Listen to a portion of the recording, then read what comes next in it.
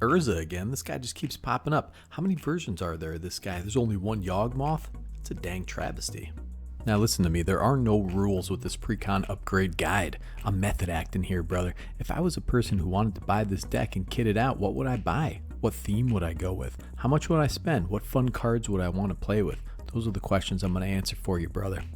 I mean, that's why you're here, right? But you gotta subscribe, dude, because that's the thing to do. For every subscriber, I can afford a single grain of dust, but that's where empires begin. Alright, this time it's Urza Chief Artificer, 3 white, blue, and a black for a legendary creature. Human Artificer, it's a 4/5 with affinity for artifact creatures, so it costs 1 less to cast for each artifact creature you control. And artifact creatures you control have Menace. At the beginning of your end step, create a 0/0 colorless construct artifact creature token with this creature gets +1/+1 for each artifact you control. This is a powerful card that kind of does everything you want in an artifact creature based deck. The affinity is really great once we get a board state set up.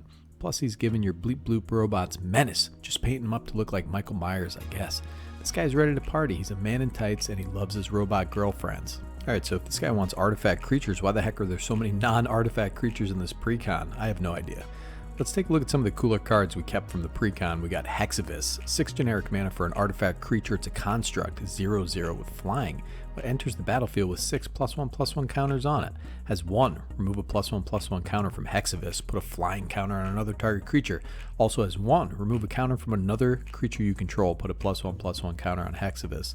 This plays with flying counters in a really cool way. I like it. Those constructs get really big, and giving them flying is a great way to force through some damage. Then you got Samwell Ganji, Avenger Ace, 1 and a white for a legendary creature, a human pilot, it's a 3/1. As long as an artifact creature you control is attacking, prevent all damage that would be dealt to Samwise Ganji. Whenever he becomes tapped, exile the top 6 cards of your library. You may cast a vehicle or artifact creature spell from among them, then put the rest in the bottom of your library in a random order. This is a really cool card in an artifact creature deck. Getting to dig for those cards is super useful. What about this crazy card, March of Progress? 2 and a blue for a sorcery. Choose target artifact creature you control. For each creature chosen this way, create a token that's a copy of it. Has overload for 6 and a blue. This is a really cool card. I like it a lot. You get all the ETBs and all these static effects, all your artifact creatures if you overload it. This is fantastic. Alright, the rest of the new cards in the deck can get the heck out of here.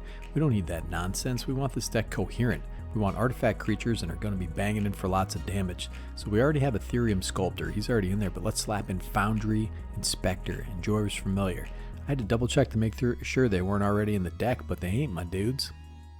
And why the heck isn't Vidalcan Archmage in there? He's a cute little guy. He looks like a dang beetle in his cool suit.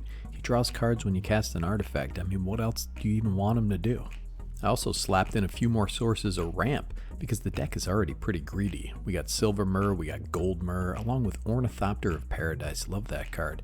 If we're going to include ramp, why the heck won't we make them artifact creatures? Because that's what Urza wants to get his affinity rolling, my friends. How's about a couple sweet planeswalkers? We got Karn, Living Legacy. He makes artifacts. He gets cards in our hand. And we got Tezzeret, Betrayer of Flesh. Those are both really sweet for this deck. Tezzeret has that static ability, reducing the cost of activated abilities. Well, there are a few activated abilities in this deck. And you know what's an activated ability? That's right, you knuckleheads. Equip is also an activated ability. So we got the old Nettle Cyst out there. We got the Reality Chip. Nettle Cyst is a really sweet card, and I've mentioned this a billion times. It's a great card for artifact decks.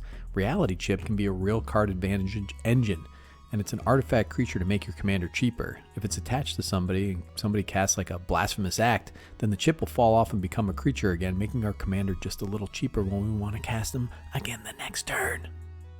And we got the Cyberpunk 2077 Awakener, 5 and a blue for an artifact creature. It's a construct, 4/4 with flying. Other artifact creatures you control have flying. When it enters the battlefield until end of turn, each non-creature artifact you control becomes an artifact creature with base power and toughness 4/4.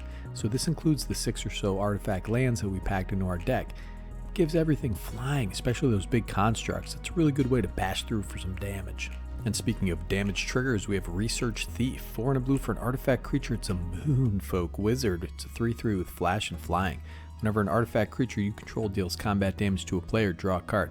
Such a cool card in an artifact creature deck. We need that card draw, and it has really good synergy with our artifact creatures. You got Imposter Mech, dude. This is a really cool card. Can be a bit situational at times. Ideally, you want to a value piece like Oracle Moldiah or a Consecrated Sphinx or something like that. Heck, you know what? Copy a Dockside Extortionist for maximum lulls. Yeah, open the vaults, dude. 4 white for a sorcery. Return all artifact and enchantment cards from all graveyards to the battlefield under their owner's control. Okay, so we get board wiped. Very sad. Very sad, as Donald would say. This is our ace in the hole in case we get rocked. And listen, I know this is a Precon, but really folks, there are too many tap lands in this deck. In modern times, there's no reason to run 12 tap lands.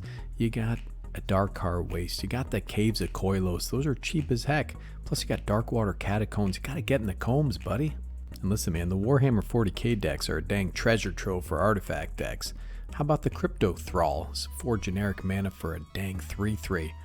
All other artifact creatures you control have hexproof. That's fantastic, brother. Canoptek Spider is my new favorite card. It's a colorless flyer that draws us cards, and that's what we need to do. 5 generic mana for a 4/4 with flying. Whenever another non-token artifact creature or vehicle enters the battlefield under your control, draw a card, dude. Now another selling point for this deck, you get some really sweet reprints with the new retro frames and retro art. I think they thought that the retro borders would be a real selling point for the Precons, but don't forget, there are a ton of cards out there that are just pennies that just have retro borders because they were printed back when those retro borders were just the borders. If that's your jam, you know, just look into that. We have Biden of Thassa, 2 and a blue for a legendary enchantment artifact. Whenever a creature you control deals combat damage to a player, you may draw a card. Also has 1 and tap. And tap it. 1 and blue, tap it. Creatures your opponent's control attack this turn if able. Sorry, I just butchered that. Love this card. Plus the activated ability. That can be a real blowout. Oh man, then you got Aethersworn Adjudicator, 4 and a blue for an artifact creature, Vidalcan Knight. It's a 4/4. It's a little tiny guy flying on top of the gargoyle or whatever. It's 1 white and a black, tap, destroy target creature and enchantment. It has 2 and a blue, untap, Aethersworn Adjudicator. I know this card costs a ton for what it does, but I love it, and it's beautiful in the old school frame, so I'm putting it in. Alright, the last retro reprint I want to highlight is Shimmer Dragon. 4 blue for a creature dragon. It's a 5/6 with flying. As long as you control 4 more artifacts, Shimmer Dragon has hexproof. Tap 2 untapped artifacts you control, draw a card. This thing is amazing in any deck where you're running any kind of equipment. It's more amazing in a deck where you're running equipments. In this particular deck, you're running a lot of artifact creatures. You might not want them tapped, but you can put out one of those constructs and tap at and something else, and you can draw a card, buddy. This card's amazing. So listen, I'm not going to sit here and read every card. You guys have stuff to do. I have stuff to do. I'm putting up the Moxfield link so you can click the little dang-a-lang and check out the history on the deck. You can see what I took out and what I put in. Goldfish it if you want. Write it all down on a piece of paper, crumple it up, and smoke it if you want to. I don't care. This is a free country, dude. I just want to give you some suggestions. If you want to get really nuts, there are Saheeli the Gifted decks that use a lot of the same cards. Alright, listen, you little hot dogs and you little corn dogs, have fun out there assembling your army of autonomous actors. This is Nicky G from Better Commander, making your decks better.